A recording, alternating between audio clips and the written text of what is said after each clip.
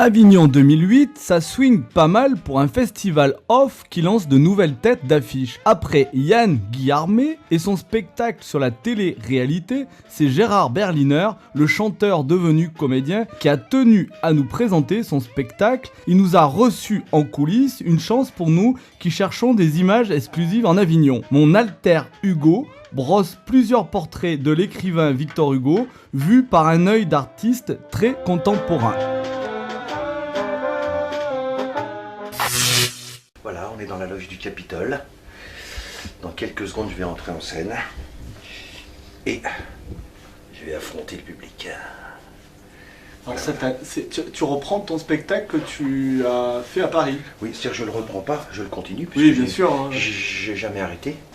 Donc je continue ce spectacle Alter Hugo et j'ai la chance, ça fait à peu près 600 et quelques représentations. Tu peux me le mettre, Clément, s'il te plaît? Voilà. Et j'espère bientôt jouer à New York. Broadway. C'est vrai? You recognize me, you know who I am? I am Victor Hugo, you know? French author, right? Alors, Avignon, pour toi, qu'est-ce que ça représente vraiment, quoi, en fait? Bah, tu sais, au départ, ça m'a fait peur, hein, parce que quand j'ai vu tout ce monde-là, toutes ces pièces et tout ça, puis c'est vrai, j'ai eu la chance d'avoir du monde dès le début, donc je trouve ça extraordinaire, Avignon, de voir tous les gens qui présentent leur spectacle et tout, c'est magnifique, quoi. Et puis en plus, la ville, elle se prête complètement au jeu. Ce qui me fait marrer, c'est les affiches que les mecs. Alors des fois, je vois des gars, ils enlèvent mon affiche, alors ça me fait mal au cœur, j'ose rien leur dire, mais enfin, ça me fait quand même quelque chose, quoi. Tu sais, les affiches, un jour t'es là, le lendemain t'y es plus. C'est un peu comme à l'école, quoi.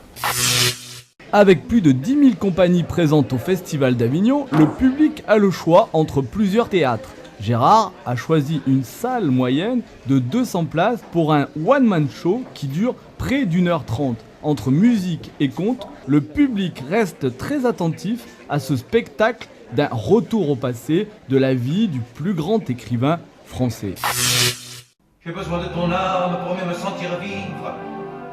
Que deviendrai-je le soir de l'ultime départ, tu vois, je n'ai pas peur de la mort qui délivre, mais j'ai bien de l'effroi pour la mort qui sépare.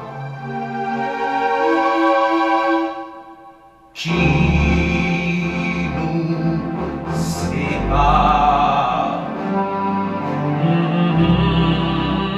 Hugo, j'effacerai ce goût amer.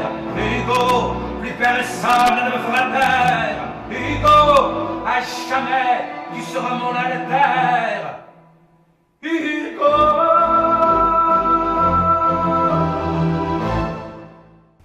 L'inviolabilité de la vie humaine est le droit des droits. L'échafaud est un crime permanent. C'est le plus insolent des outrages à la dignité humaine, à la civilisation, au progrès. Ce crime est commis en notre nom. La peine de mort est le signe spécial et éternel de la barbarie. Vous tenez l'exemple, pourquoi? Pour ceux qui l'enseignent. Et que voulez-vous enseigner avec votre exemple? Qu'il ne faut pas tuer. Et comment enseignez-vous qu'il ne faut pas tuer? En tuant.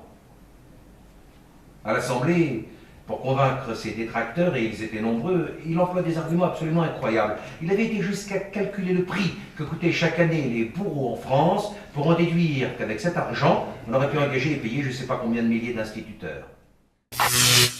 Si jamais amour a été complet, profond, tendre, brûlant, inépuisable, infini, c'est le mien.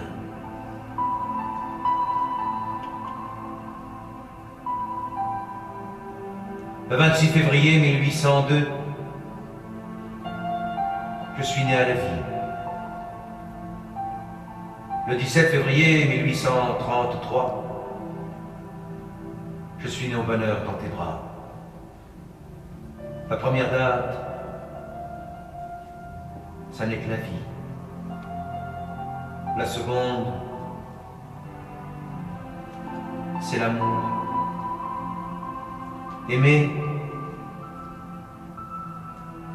c'est plus que vivre, Juliette. C'est plus que vivre. Que l'assistance tente sa chance pour les misérables. Comment? Le petit René, il a triché, le misérable. Bon, C'est lui qui gagnera. On va laisser les autres, on va le lire une première fois. Il me reste 3 bouts de papier, monsieur dame. Dépêchez-vous. J'en demande 300. 300. Oh, oh, oh. C'est pas beaucoup. Comme tous les soirs, ça a été extraordinaire. C'est pas une réincarnation, non, c'est plutôt un espèce de passage, un petit maillon, quoi. Quelqu'un qui essaye de faire revivre des textes aussi beaux, aussi intelligents, aussi humains. En tout cas, c'est une grande joie.